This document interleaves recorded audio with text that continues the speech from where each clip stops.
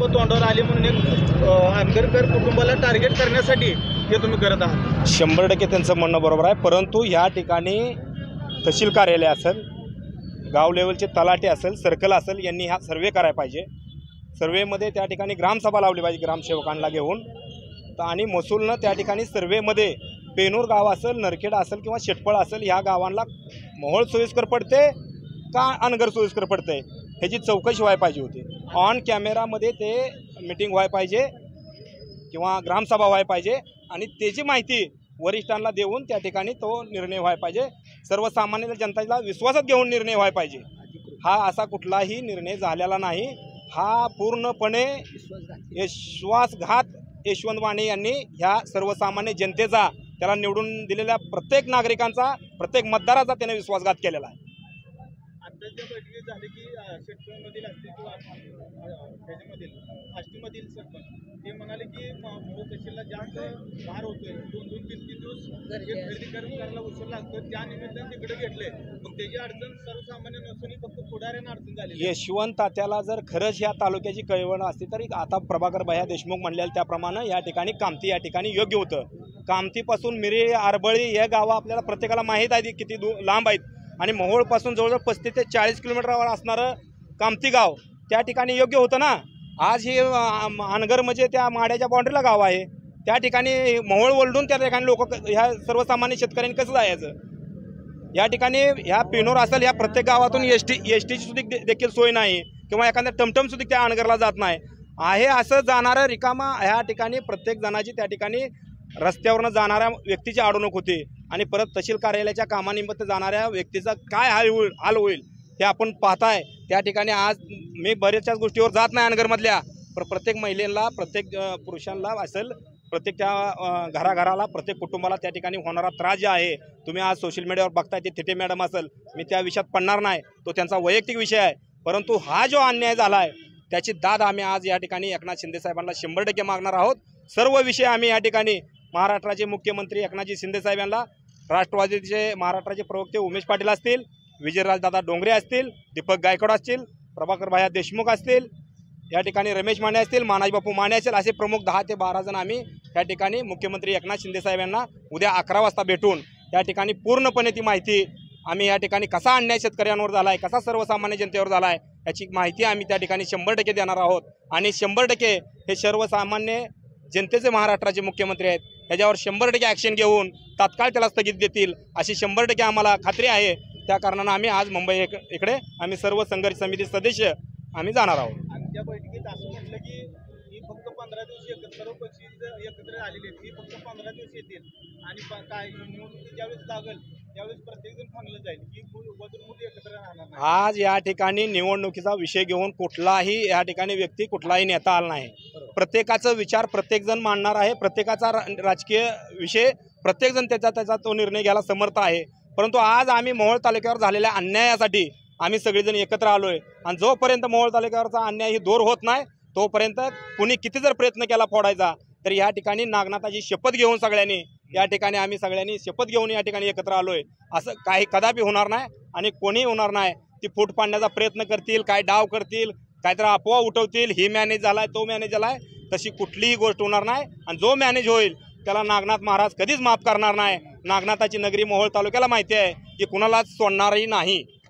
मोहोळ तालुका मधील अप्पर तहसील कार्यालय हे अनगरला गेल्याबद्दल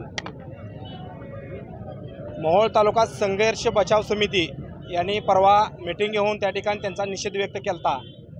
त्यानंतर त्यांनी लवकरात लवकर अप्पर तहसील कार्यालय अनगर येथे चालू व्हावं म्हणून आज त्या ठिकाणी त्यांनी मोहोळ गेस्ट हाऊसला मीटिंग बोलवली होती। त्याचा निषेध करण्यासाठी आज आम्ही या ठिकाणी सर्व प्रमुख, सर्व पक्षीय पदाधिकारी या ठिकाणी उपस्थित राहिलो होतो, परंतु या ठिकाणी ते जे तहसीलमध्ये जे निवेदन द्यायचं होतं ते त्यासाठी आले नाहीत। त्या कारणानं या ठिकाणी आम्ही एक 3 तास वाट बघून या ठिकाणी प्रत्येकजण प्रत्येकाच्या कामाला चाललेला आहे। बांधवांनो, खरं तर ह्या मोहोळ तालुक्यामध्ये सर्व ठिकाणी ह्या गोष्टीचा निषेध होत आहे। ही झालेली घटना आहे अतिशय दुर्दैवी आहे। प्रत्येक सर्वसामान्य नागरिकाला, शेतकऱ्याला, तसेच शाळेतील मुलाला, मुलींना अतिशय होणारा त्रास मोहोळ पासून पुढं जाणं अतिशय कठीण जाणार आहे। तिथली वागणूक तिथली वर्तणूक जी आहे ती व्यवस्थित नाही. आज या मोहोळ तालुक्यातील सोलापूर जिल्ह्याला अख्ख्या सगळ्याला माहिती आहे की त्या ठिकाणी होणारा महिलांना त्रास, सर्वसामान्याला त्रास, अतिशय त्रास आहे.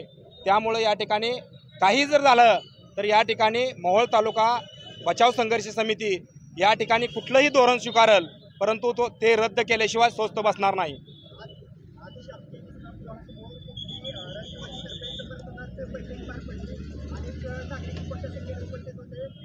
शेतफळ असेल, पेरूर असेल किंवा नरखेड या ठिकाणी नागरिकांनी समर्थन दिलेलं आहे.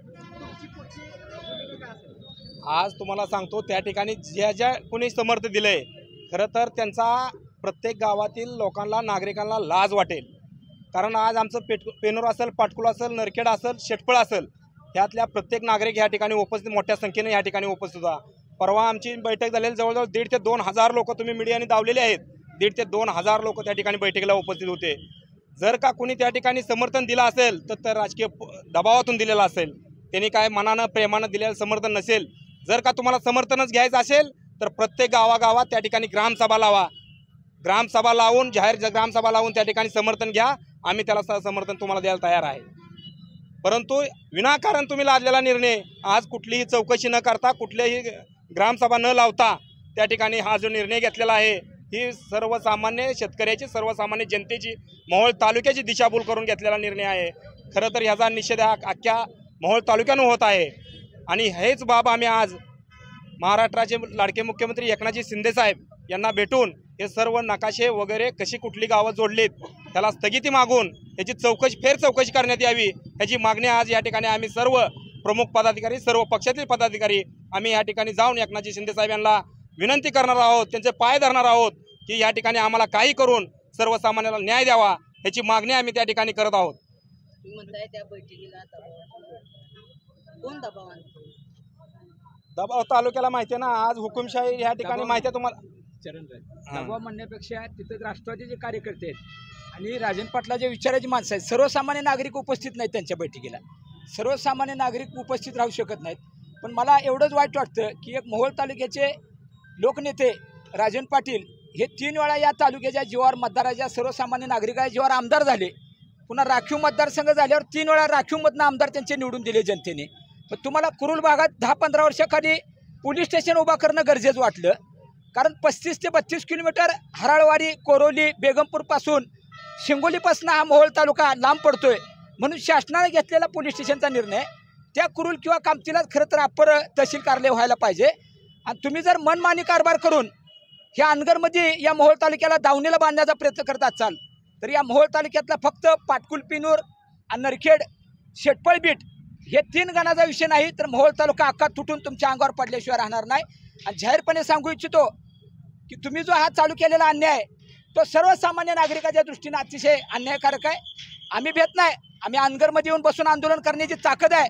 या मोहोळ तालुक्यातल्या चरणराज चौरे असो, भैया देशमुख असो, उमेशदादा असो, मानज बापू माने असो, इतर काय कार्यकर्ते आहेत, तालुक्याचे नेते आहेत, इतर पक्षांचे काय नेते आहेत, सगळ्यांचा या सर्व पक्षीय नेत्यांचा यामध्ये सहभाग आहे. पण दुःख असं वाटतंय तालुक्याने तुम्हाला आमदार केलं, त्या तालुक्यात जर तुम्ही अनगरवाड्यापुरचा विचार करताय आणि अनगर इतक्या लांब आहे, 2 हायवे रोड ओलांडून त्या लोकांना जर अनगरमध्ये येण्याची वेळ आणत असाल, माड्याच्या शिवला हां आम्ही मान्य केलं असतं. अनगरच्या पलीकडे 25 गाव आहेत तर त्या गावातल्या लोकांना अनगर जवळ आहे. परंतु कामती कुठं आहे तिथं पोलीस स्टेशन का काढलं मग? हा पण जाब मी यशवंत माने आमदारांना विचारतोय. आणि यशवंत मानेने एवढं लक्षात ठेवावं की तुम्हाला अनगरवाड्यातनं फक्त मतं दिलेली नाही, ती तालुक्यातल्या तमाम जनतेने मतदान करून तुम्हाला आमदार केलेला आहे. ह्याचा विसर पडता कामा नये. पण एक आमदार जबाबदार व्यक्ती जर अनगरकराची लाचारी आणि गुलामगिरी पत्करत असतील तर ह्या लोकविश्वासघाती मोहोळ तालुक्याच्या नेत्याला राजन पाटलाला या तालुक्यातली जनता येत्या विधानसभेला हद्दपार केल्याशिवाय राहणार नाही. वेळ प्रसंगी रक्त सांडू, वेळ आली तर आम्ही महसूल मंत्री विखे पाटलाला रस्त्यात अडवून आम्ही जाब विचारू. तुम्ही सर्वे न करता जर हजारो अन्याय लोकांना, नागरिकावर, हजारो लोकांवर अन्याय करत असाल तर ही मोहोळ तालुका कदापि सहन करणार नाही. याची जबाबदारी त्यांनी नोंद घेतली पाहिजे.